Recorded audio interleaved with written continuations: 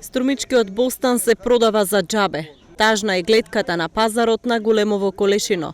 Производството оди скоро без пари, од денари половина до 2 денари за килограм лубеница. Приколка со 4 тони бостан трговците ја купуваат за 5 до 8.000 денари. Земјоделците велат дека нема никаква логика производството на бостан. Може да искараме за ѓубрето. Ѓубрето 1500 денара 25 кила. Најдомо 200 денара килото. Нафта нема за едното, не за нас. Моментално никако. Слаб откуп, тука слаба цена. Найлон препарата, ѓубрина беа многу скапи оваа година. Ништо. А родот?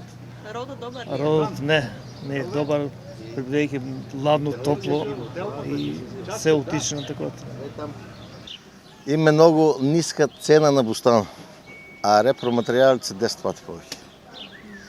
И никој не дојдел да не види што прави тај народ тука. Дали ќе има вај година да преживева. Значи, 1 килограм бустан е 1,5 динар.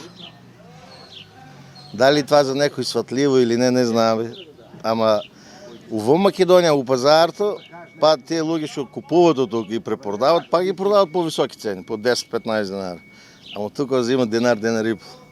Значи, со таа цена, тај народ тука не знам как ќе биде вај година. Најголеми површини под бостан во Струмичко се токму во општина Ново село. Таму во Колешино е и пазарот на Големо, но неколкугодишните последователни лоши откупни сезони ја намалуваат желбата за одгледување на оваа култура. Јас имам двојца работници фатано, еден е 600 и другиот 1200. Значи ја од банец што идат тие, дават 4000 денара за бостан од цел 4 тона и фактички јас имам нула. Сега за да разтоварам треба 500 денара да дам, значи аз имам 1700 денара само разтоварни товарни. И како дай за 4 шек ти дадат на теб, нищо. Не бива.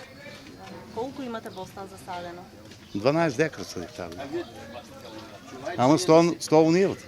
Годинава производителите имаа и големи штети од невремето со град што пред 1 месец го зафати овој регион.